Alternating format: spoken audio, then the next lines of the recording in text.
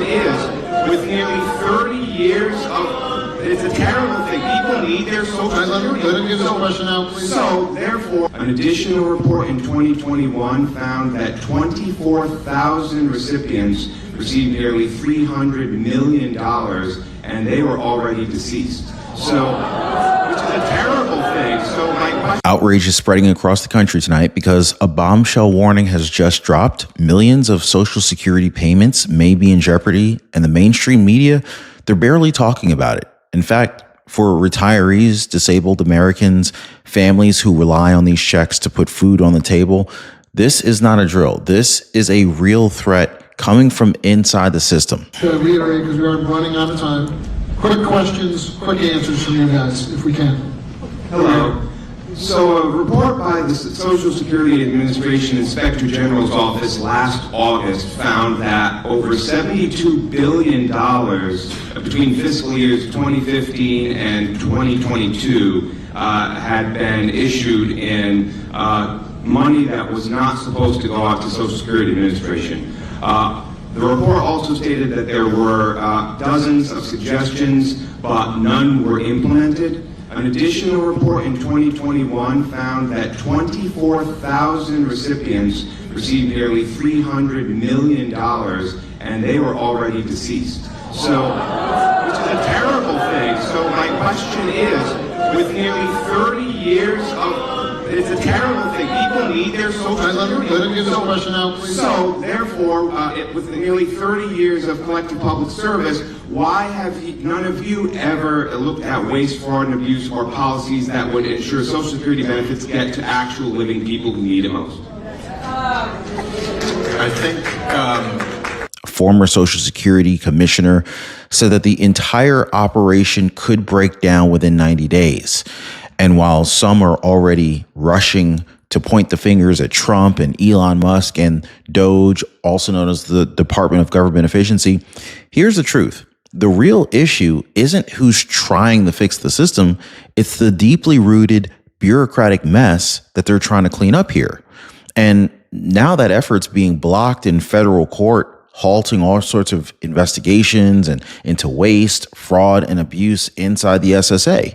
And so this all comes at a time when Republicans are fighting to eliminate taxes on Social Security, to put more money back in your pocket. Now, if you're on Social Security and you're all for eliminating Social Security taxes, type a 47 in the comments right now, guys. Show your support. Now, if you don't care if they keep taking your, if you don't care that you're continuously double taxed for the income coming out of your Social Security check, type a 46 if you don't care that they're taking money from you. But meanwhile, Washington insiders are quietly discussing some major changes on Medicare behind closed doors.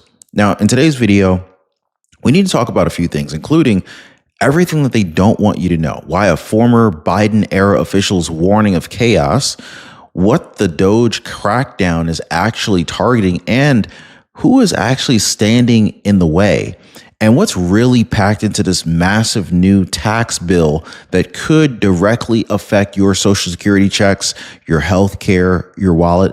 Buckle up, guys, because the fight to protect your benefits just got a little bit more personal. But I think that you guys deserve to hear the whole story. So let's go ahead and get into it. By the way, if you're able to hear me, please drop a quick yes in the comments down below, guys. Hope you guys are able to hear me. Also, don't forget to hit the like button and subscribe to the channel. So let's go even deeper into what's driving the storm over Social Security and Medicare, because while the media is busy spinning fear, the real story is about opportunity.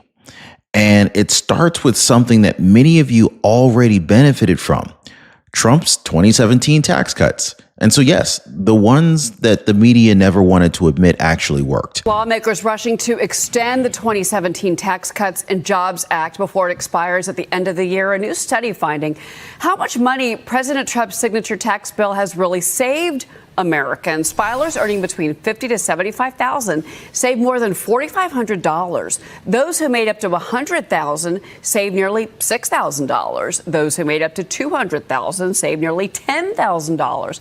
Now, Republicans are still considering how to pay for this. Wow, guys, that bill saved real money for real people, right? Middle class, middle income Americans earning between $50,000 and $75,000 saved over $4,500. Those earnings just under six figures saved $6,000. And so get this, guys, even higher earners saw nearly $10,000 in savings. Now, this is not just a tax break. This is food on the table. This is gas in the gas tank. This is peace of mind. But now those tax cuts are set to expire at the end of the year unless lawmakers act fast. Now, here's where things get really urgent because, built into the extension of these tax cuts are new proposals that could directly impact Social Security and Medicare income. Now, you turn 65 and what do you get?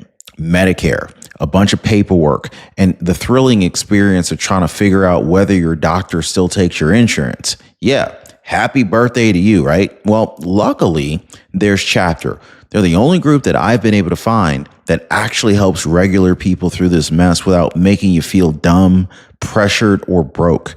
I mean, take Julie from Kansas. She got connected, or I should say she really got conned into a bad plan by a local broker. But guess what? Chapter fixed it. She's saving $400 a year now. Jamie in Texas, $600 went back into her Social Security check. Now, guys, this company was literally built because the founders of the company, they watched their own parents getting screwed. And so that's the kind of motivation that you want on your side. And guess what, guys? It is totally free. It is absolutely free. And that's why I'm thrilled to share Chapter with you guys. So I'll leave a link in the description down below. It is askchapter.com/Ron, or you can just call them up directly. Their phone number is 909-563-8279. Give them a call. Tell them Ron said hello.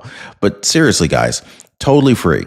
Now, we're talking about the push to eliminate federal taxes on Social Security benefits. Guys, this is a move that would finally end the absurd double taxation that retirees have suffered through for decades. I think that we are going to have the biggest tax cut package in history, not only renewing the president's 2017 tax cuts, but also adding some additional tax cuts on top of that the president campaigned on that are really great for middle and working class individuals. These are things like no tax on tips, right? No tax on Social Security.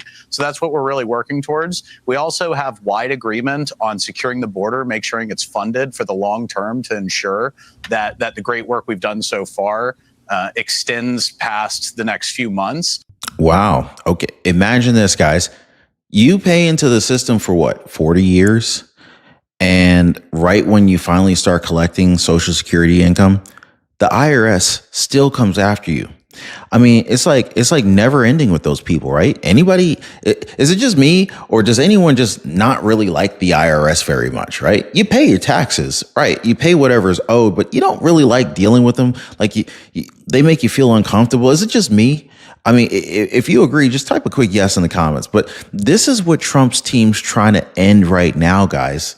And they're also calling for no taxes on tips. This is huge news for working class Americans. So why is there so much outrage? Why the media frenzy? Well, I think it's because these reforms, they challenge the old way that Washington has run for decades. But of course, there is a catch, and it's not what you think. To keep these tax breaks alive without exploding the deficit, lawmakers are now debating how to trim the fat from elsewhere within the system. And that brings us to Medicaid, right? Now, this is where the spin machine kicks in the high gear. Now, you've probably seen the headlines, Medicare cuts incoming, right? Vulnerable populations at risk. But here's the truth, guys. No one's being kicked off of Medicaid. Let me repeat that. Not one single person is losing coverage unless a state governor refuses to step up. Yeah, well, let's talk about what Medicaid and FMAP is, and the intentional confusion here from the left. So FMAP is the Federal medical assistance percentage, and it ranges from 50% in the country to 76.9%. Now, when the Dems expanded Medicaid under the Affordable Care Act, they made that percentage match 90-10. So the federal government is paying 90% of the Medicaid expansion. And so what we have talked about is moving that 90% level of the expansion back towards the more traditional levels of 50 to approximately 80% instead of the 90-10, 90% being federal, 10% being state match. That's what we've talked about. And nobody would be kicked off of Medicaid as long as the governors decided that they wanted to continue to fund the program. And so we are going to ask the states to pick up and pay some additional percentage of the Medicaid percentage, more than the 10%. And it's amazing. You would think that these liberal governors around the country would be jumping at the bit to and offering to pay more than 10% if they thought the program was important. But we have talked about changing that formula in Medicaid expansion that the Democrats did, which is 90% Fed, 10% state, to more closely align with what the traditional match is, which ranges between 50% for wealthy states and about 75% for some of the lower income states. Well, guys, here's how it works. Like right now, under the Affordable Care Act, the federal government pays 90% of the cost for expanded Medicaid, while the state pays just 10%. Now, the proposed change, return it to the traditional federal state match, which ranges anywhere from 50% to 80%, depending on the state's income level. So if you're in a state like Georgia, a well-run, responsible state with its budget, this really isn't a problem. The state steps up a little bit more and coverage continues. But if you happen to be in a poorly run, deep blue state that wants to use this money to score political points, well, then they might try to weaponize this. They might try to weaponize this shift by refusing to fund their portion and then end up blaming Washington, D.C. or Trump or Elon Musk and the Department of Government Efficiency for the fallout. The same rate. Again, thank you for the clarification. Liz Peek's got a question for you. Congressman, going back to the Medicaid issue, because this is becoming a pretty big factor in these negotiations, there was an article, I think, in the Wall Street Journal over the weekend about how many Republican congressmen had pretty big numbers of people on Medicaid in their districts. But from what you're saying, really the issue comes down to state versus federal apportionment of the costs.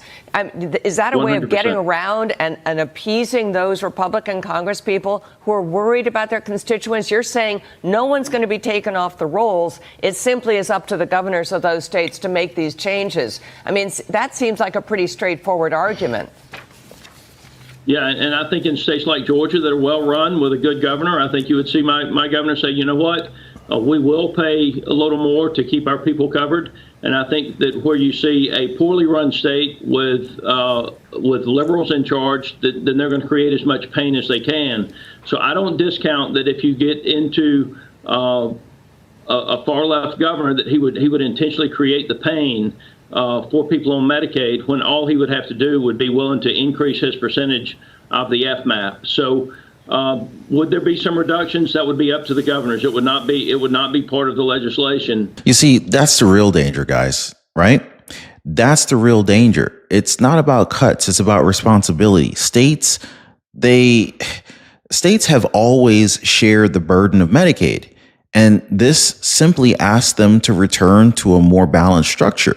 But yes, you are correct. We are talking about the state governments paying a small percentage increase in their share of the Medicaid cost of their citizens. And now, keep in mind, the federal government is still going to be paying the lion's share of that budget. Interesting. So if they care about their people, they'll keep funding it.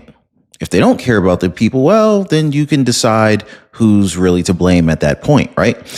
But here's the other thing that the media won't tell you about, right? This restructuring.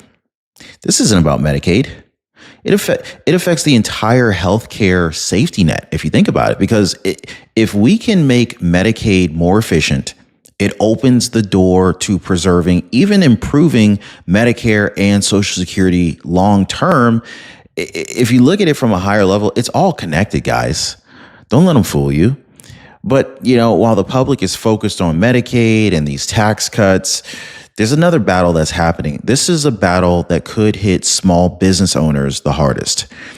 And so, of course, we got to talk about why some small businesses may soon end up paying more than these corporate giants.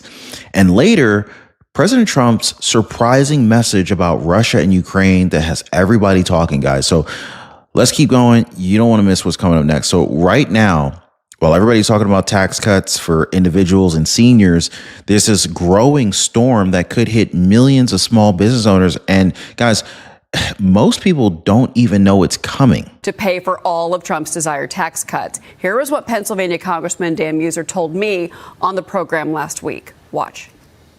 The Tax Cut and Jobs Act under President Trump brought it to 37 for those on income levels over $750,000, I think it is. So by bringing it from the 37 as we're redoing the tax plan to perhaps 38.6, right? It would still be 1% less than it was before. Right? So if you were to bring it up at one point, it brings about $15 billion in revenues. So if it did come up to 39, it's almost $25 billion. The president is determined not to have a standard, and this is my view from what I based upon him. I'm not putting words in his mouth, a standard Republican style budget. What he wants to see is something that is in the interest of all of America, middle income America, small business.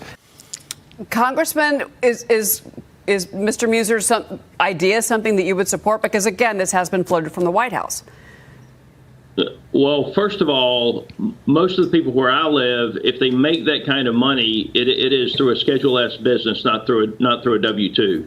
So what I would tell you is the Schedule S rate and the Schedule C rate, so the corporate America rate and the small business rate, have to be relatively the same. And so my question would be, is he talking about Schedule S rates, or is he in the pass-through income, or is he talking about W-2 income?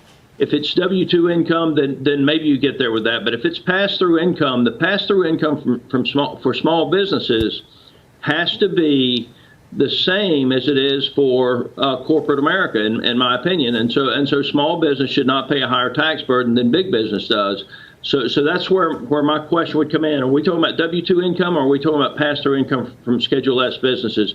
It's going to be, there's some complex questions that have to be answered here. I assume that he's only talking about W-2 income, but I still think that, higher tax rates don't lead to higher tax revenue. You talk about how much money the Trump tax cuts save the average. You see here, guys, like under the current system, how your business is taxed, it really depends on how your business is structured. So if you run a business as a sole proprietor, it's just you, then you're taxed under Schedule C. Now, if you operate as an S corp or pass through, you're on Schedule S. But here's the big issue here. These rates are not aligned, and they could lead to small businesses and small business owners getting destroyed and end up paying more than these massive corporations. Do you guys think that that's fair? I mean, I don't think that that's fair. That's like big corporate America taking advantage, getting the big discounts, and the small mom and pop business owners who, they're just trying to scrape by. They're paying a higher burden.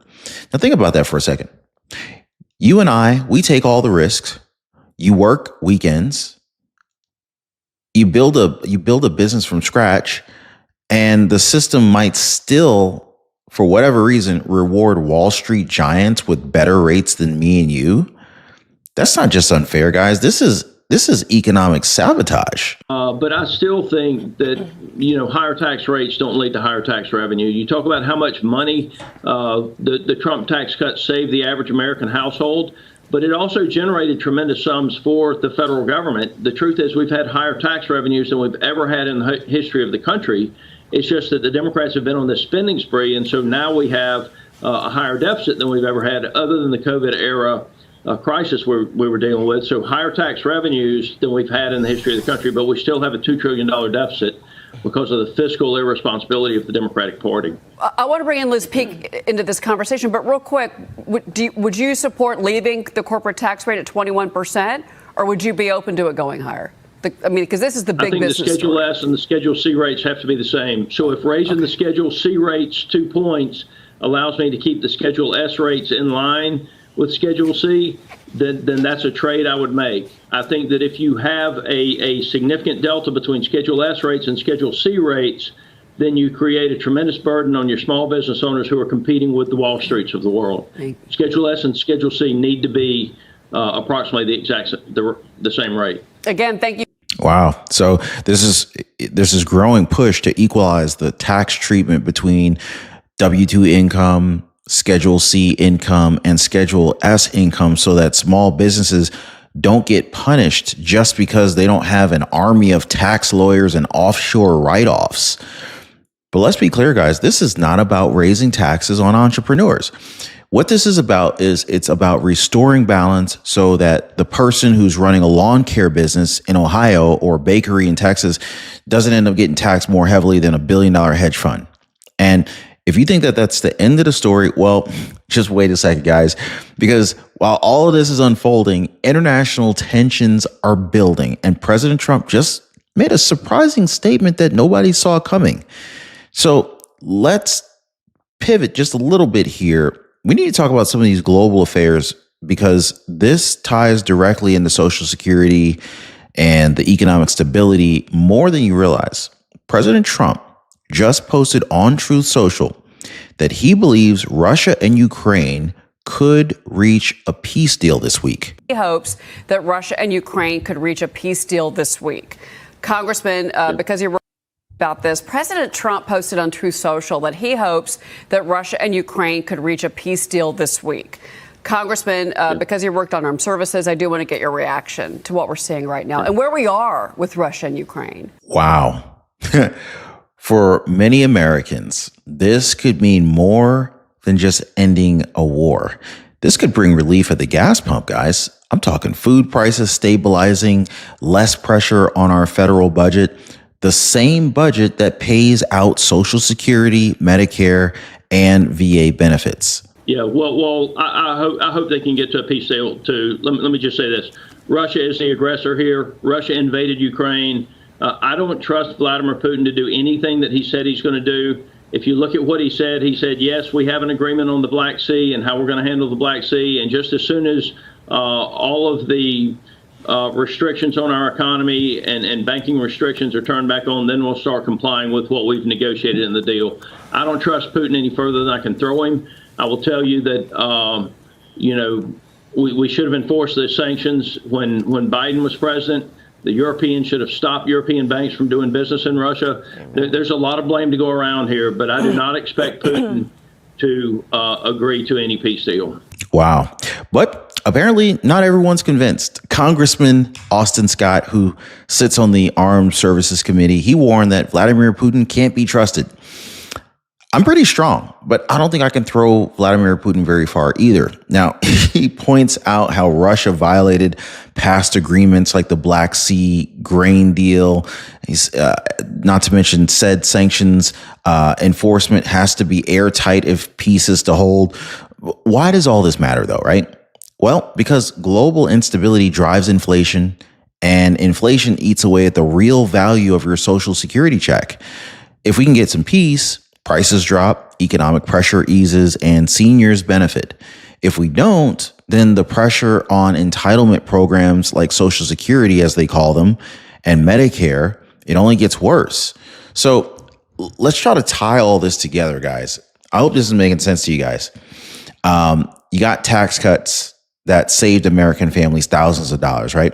You got a battle to protect Social Security checks from the double taxation situation. You've got reforms to Medicare, Medicaid that demand state responsibility. No cuts to the poor. And you got a possible global peace deal that could help stabilize everything. Yet the media, they want to spin outrage. They want to sow confusion and make you feel like the sky is falling. Well, now, I think you really know what's really going on. So don't let the mainstream media lie to you guys. By the way, call my friends over at Chapter. I've left a link for you guys in the description down below. We're talking about saving money. Man, Chapter is totally free. Give those guys a call. Tell them Ron sent you and see what they can do for you. Because we're already getting I'm getting all sorts of messages from you guys thanking me about how awesome Chapter is and how much money they're saving with Chapter. People are getting more benefits. Did you know some people get free gym memberships through their insurance programs? Ask them. I don't know what they can do for you, but people have been telling me all sorts of amazing things that they're getting. And if nothing else, a lot of folks are just saving money, asking some questions from experts for free. So, like I said, guys, give them a call. The phone number is on your screen. Their phone number is 909-563-8279. They're awesome. So if you want to keep getting the truth, do me a favor, hit the like button, subscribe to the channel, drop a quick comment below with the 47 if you support protecting benefits and making government work for the people. Let's keep moving this thing forward, guys. We'll see you guys on the next one.